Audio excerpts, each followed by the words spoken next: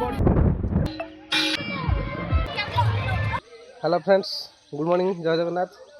आज आम साई पिला सब बाहर पिकनिक करने आमती गोटे सुंदर जगह आपको आज देखी केउझर अच्छी जगह जगटा ना है तृप्ति सफारी। वीडियो देखी सर्च कर देखी बहुत सुंदर लगे जगह। आज आम से जगह जाऊँ भोजी करने बहुत पिला साई सारा बाहर आपने देखिपारे जगह केमती कौन आ निहत कमेंट मध्यम कहे। वीडियो मुझे जहाँ देखी बहुत सुंदर जगह बोली आशा करुँची बहुत सुंदर भी लगुला आपण मैंने देखिए जगह आहाती कहे केमी लगुच जगह। चलो पिला सब रेडी हो गले गाड़ी उपर भी चढ़ुं।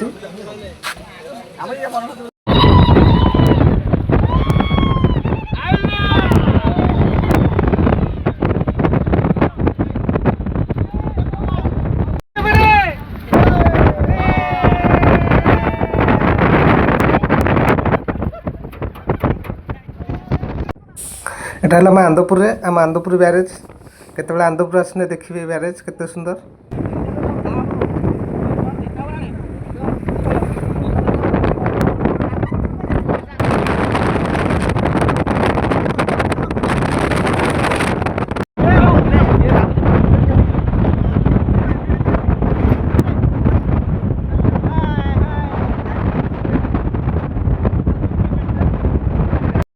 एबे आम आसी पहुँचगलु घटगाँ माँ घटगाँ पीठ पाखे। आगुरी बहुत थर आसी जगह को बहुत सुंदर जगह मन बहुत पवित्र रुए जगह आसिले आपण मैंने जानते केउझर घटगाँ केते सुंदर जगह। जाऊँ एपटे आम भाविलु कहीं एनएच पटे जा चल मंदिर बाट दे पलैया टे देखी जा माँ को मंदिर आ फेरला बेले जी समय हुए निहाती माँ को मंदिर भितर को जा बुली बुला के आसवे। देखु नुआ वर्ष केते सारा भिड़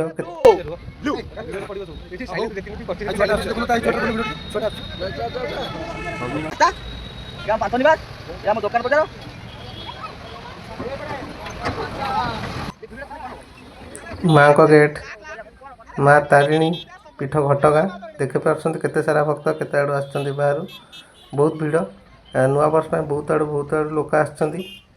केते सुंदर जगह आपण मैंने देखते केवे जी भी घटगाँ आसी ना न देखते आवे आसी बुली जिवे आपण मैंने जापर माँ का गोटे लीला अच्छी जी एठार मानसिक करे आसे ता आशा निश्चित पूरण हुए। मो आशा भी पूरण होती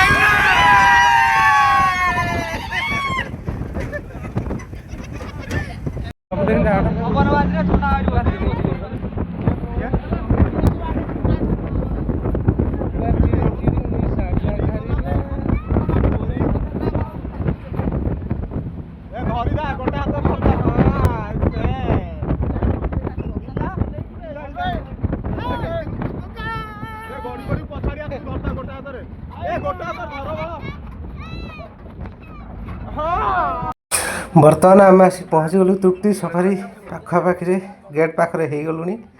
देखु आम जोटा को अपेक्षा करते देखा गाड़ी पार्किंग करेंगे ये तृप्ति सफारी भितर को जाऊँ। अगर आम पिला चंचल सामान धरी मुझे पछे चलती मत जहाँ लगुच बहुत सारा गार्डन अच्छी बहुत सुंदर सुंदर फूल गचर सुंदरता भरी रही। चलतु भीतर को देखा मत तो बहुत सुंदर लगुच कारण एटार बहुत प्रकार फूल गछ अच्छी बहुत सुंदर सुंदर गछ अच्छी। चलतु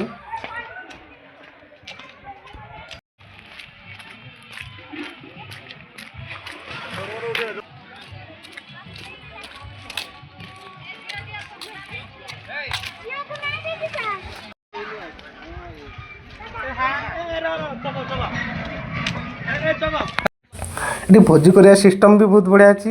आपण मैंने सेपा जो काठ नहीं आसवे ताने चूल्ही व्यवस्था अच्छी चूल्ही कराई।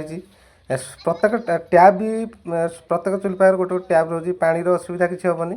ଏ ତଳେ ଭୋଜି କରିବେ, ଉପରେ ରହୁଛି ଗାର୍ଡ଼େନ୍ ରହୁଛି। ଆଉ ସେ ପାଖରେ ଦୋଳି ଫୋଳି ଦୁନିଆ କଥା ବି ଅଛି, ପିଲାମାନେ ଆସିଲେ ଖେଳିବେ। ଆଉ ବକ୍ସ ଫକ୍ସ ଯାହା ବି ଆଣନ୍ତୁ ଆପଣ ସିଷ୍ଟମ୍ ସାଉଣ୍ଡ ସିଷ୍ଟମ୍ ଏଠି ବଜେଇବେ, ଏ ପାଖରେ ଭୋଜି କରିବେ। ଦେଖନ୍ତୁ ପିଲା ଆମର କାଠ ଫାଠ ଦୁନିଆ ଜିନିଷ ଧରି ଆସିଲେଣି। ଏଇସବୁ ଚୁଲି ରହିଛି, ଚୁଲି ପ୍ରତ୍ୟେକ ଚୁଲି ପାଖରେ ଗୋଟେ ଗୋଟେ ଟ୍ୟାପ୍ ରହୁଛି। ସେ ପାଖରେ ଆମ ମ୍ୟାନେଜର୍ ସାର୍ ଆସିଛନ୍ତି, ବାଦୁ ଭାଇ ଶିବ ଦାଦା, ତାଙ୍କୁ ବି ଦେଖନ୍ତୁ। ତାଙ୍କ ମନେ ବହୁତ ଖୁସି, କାରଣ ସାହି ସାରା ପିଲା ଆଜି ଏକାଠି ହେଇଛନ୍ତି ଭୋଜି କରିବା ପାଇଁ। ହାଏ ଶିବ ଦାଦା, ସେପଟୁ ସେ ହାଏ କଲେଣି, ଆସିଲେଣି ଆମ ଦାଦା। ଚାଲନ୍ତୁ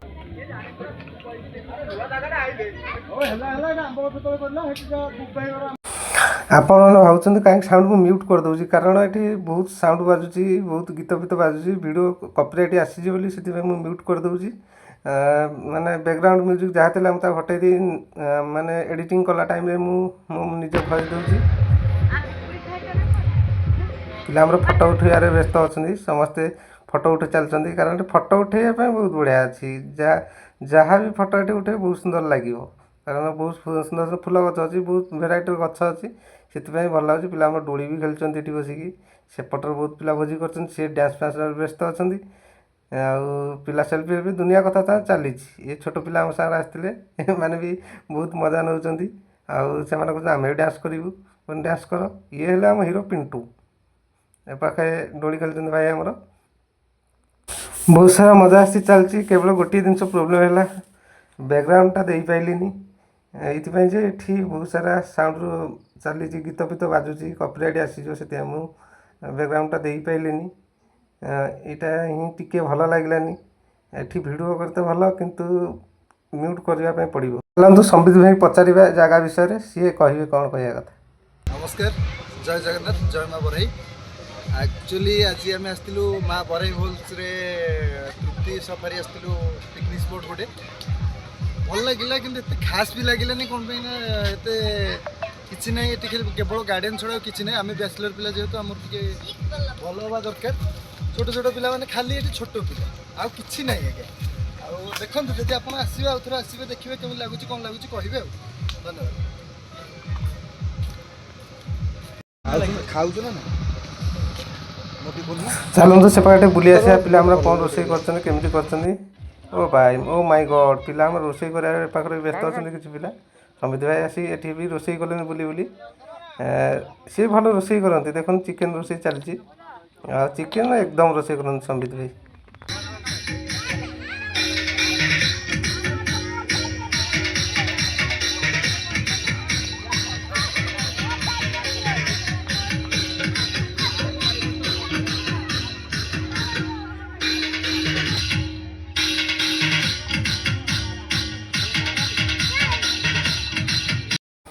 ରୋଷେଇ ସରି ଏପଟ ବଢ଼ାବଢ଼ି ଚାଲିଲାଣି, ବହୁତ ଲେଟ୍ ହେଇଗଲାଣି ବି, ଶୀଘ୍ର ଖାଇ ପିଇ ଦେଇ ଯିବା। ଏପଟରେ ଦାଦା ଆମର ଭାତ ବାଢ଼ୁଛନ୍ତି, ସେପଟରେ ଚିକେନ୍ ବାଢ଼ିବା ପାଇଁ ଆଉ ଜଣେ ପ୍ରସ୍ତୁତି ଅଛନ୍ତି। ଆଉ ଚାଲନ୍ତୁ ଶୀଘ୍ର ଖାଇ ଖୁଆ ଦେଇ ଯିବା। ପିଲା ସବୁ ବସିଲେଣି, ମୁଁ ବି ଯାଉଛି ଖାଇ, ଭାରି ସବୁ ଭୋକ ହେଲାଣି। ସକାଳ 9ଟା ବେଳୁ ବାହାରିଲୁଣି, ଆସି 4ଟା 5ଟା ହେଇଗଲାଣି। ଆଉ ଖାଇଦେବା ଗଣ୍ଡେ। ଖାଇବା କେମିତି ଚାଲନ୍ତୁ ଦେଖିବା। ଚିକେନ୍ ତ ମସ୍ତ ଦେଖାଯାଉଛି, ଟେଷ୍ଟ କରିବା କେମିତି ଲାଗୁଛି। ମୁଁ ବି ଭାବୁଛି ସମ୍ବିତ ଭାଇ ରୋଷେଇ କରିଛନ୍ତି ମାନେ ଚିକେନ୍ ନିହାତି ଭଲ ଲାଗୁଥିବ। ଆଉ ଯେଉଁ ହିସାବରେ ଭୋକ ହେଇଛି, ମୁଁ ଖାଇଦେବି ନା କଷିକି ପେଟେ। ସମ୍ବିତ ଭାଇ ରୋଷେଇ କରିଛନ୍ତି ମାନେ ନିହାତି ମୁଁ ଅଧିକ ଖାଇବି।